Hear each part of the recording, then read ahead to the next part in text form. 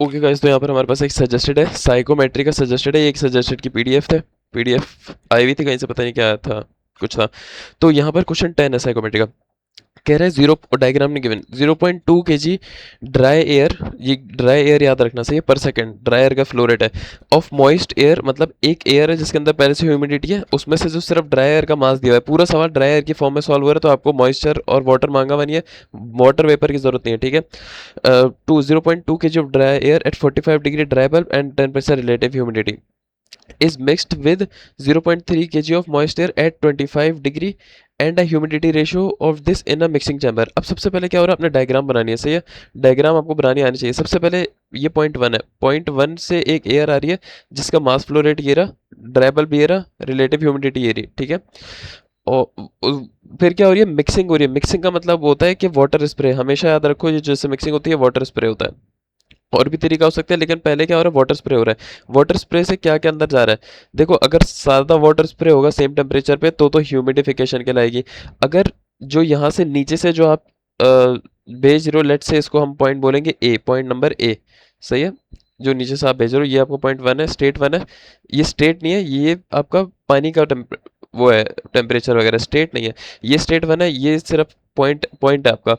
तो इस पॉइंट के ऊपर आपको क्या दिया हुआ है, 0.3 kg से डाल लो, जिसका टेम्परेचर है 25 degree.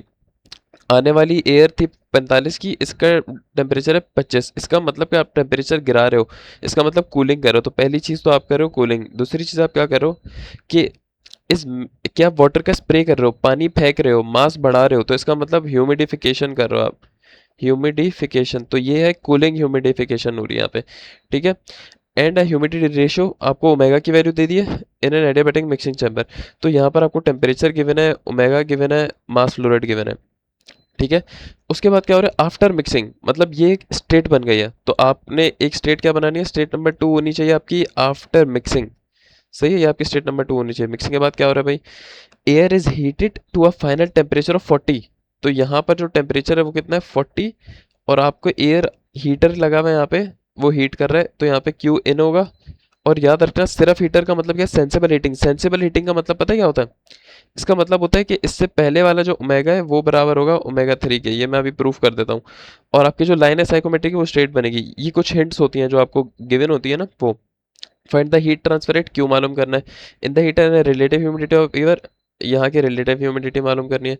Assume the barometric pressure 1 दिया हुआ है आपको, और क्या है, final find the temperature and relative humidity of air after mixing.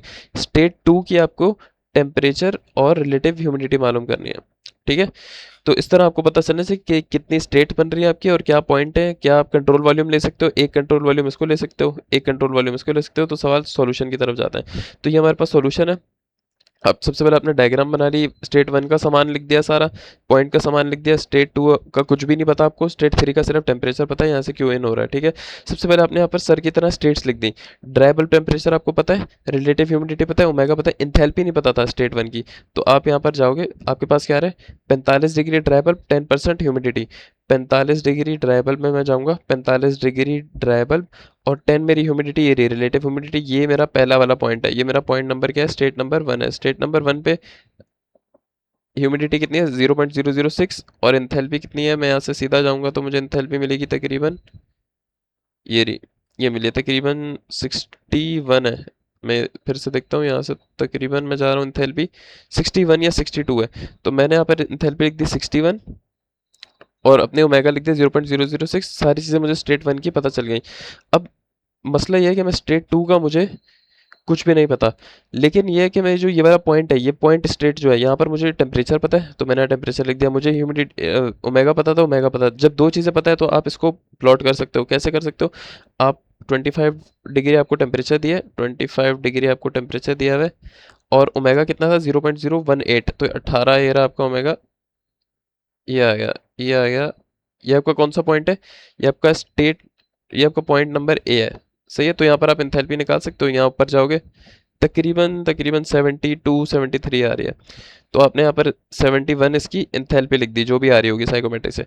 तो अब आपको इस पॉइंट की एंथैल्पी पता है और आपको यहाँ की एंथैल्पी पता है। स्टेट 2 आप निकाल सकते हो एनर्जी बैलेंस से, मास बैलेंस। आप यहाँ पे कंट्रोल वॉल्यूम बना दो। कंट्रोल वॉल्यूम जब आप बनाओगे इस तरह का, इसको अलग लिखोगे, ये कंट्रोल वॉल्यूम बन गया आपका। स्टेट 1 यहाँ से अंदर आ रही है, पॉइंट ए यहाँ से अंदर आ रहा है, और बाहर आपका क्या निकल रहा है, पॉइंट नंबर 2। तो आपने सीधा सीधा मास एनर्जी बैलेंस लगा दो। ये सबसे पहले M1H1 plus MAHA plus MAHA is equal to H2, और यहाँ पर मास कितना होगा, ज़ाहिर है इन दोनों का प्लस करोगे तो M1 प्लस MA। सीधी सी बात है, सिंपल है।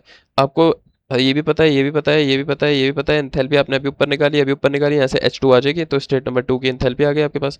स्टेट नंबर 2 की एंथैल्पी आ गई। और क्या, और एक और मसला है, आपको और कुछ नहीं पता तो आप यही सीन ओमेगा ओमेगा बैलेंस लगा दो, क्योंकि आपका ओमेगा कंजर्व रहेगा ना यहाँ पे। एक चीज़ अंदर आ रही है, दूसरी चीज़ भी अंदर आ रही है, और एक चीज़ बाहर जा रही है, तो प्रॉपर कंजर्वेशन है यहाँ पर। आपने ओमेगा कंजर्वेशन लगा दिया, M1 omega 1 plus MA omega is equal to omega 2 into M1 plus M2। Simple scene है। तो यहाँ पर आपको ये भी पता है, ये भी पता है, ये भी पता है, ये भी पता है, ये भी पता है, ये भी पता है, ओमेगा 2 आ जाएगा आराम से। तो जब 2 स्टेट का आपके पास क्या क्या आ गया, ओमेगा भी आ गया और एंथैल्पी भी आ गई। तो एंथैल्पी आ रही है 67.4। तो मैं जाऊंगा यहाँ पे 60, ये 65 है यार, थोड़ा देखना पड़ेगा मुझे। 60, 61, 62, 63, 64, 65 शायद ये है। तो 65.4 तकरीबन तकरीबन ये होगी। और मेरा ओमेगा कितना है, मैं एक बार ये देख लूँ, इसका कलर भी चेंज कर दूँ, वीडियो भी थोड़ी शॉर्ट हो जाए तो। थोड़ा अटक रहा है यार, एक मिनट, मेरा माउस बहुत अटक रहा है। तो ये मैंने यहाँ पर प्लॉट कर दिया, मेरे पास क्या आ रहा था 67.4 एंथैल्पी। और ये वैल्यूज़ एक बार चेक कर लेना, से क्रॉस चेक कर लेना और कमेंट में बता देना अगर गलत हो तो। ओमेगा 13 आ रहा है, तकरीबन 13.5। तो आपने यहाँ पे ये 12 है, ये 14 है, 13.5 तकरीबन ये रहा, और 67.5 तकरीबन ये एंथैल्पी। जब इन दोनों को टच किया तो ये स्टेट 2 बन गई आपकी। ठीक है, स्टेट नंबर 2 आपकी, ये वाली स्टेट नंबर 2। तो यहाँ से आपने नीचे गिराया तो आपको टेम्परेचर मिल गया 33 स्टेट 2 का।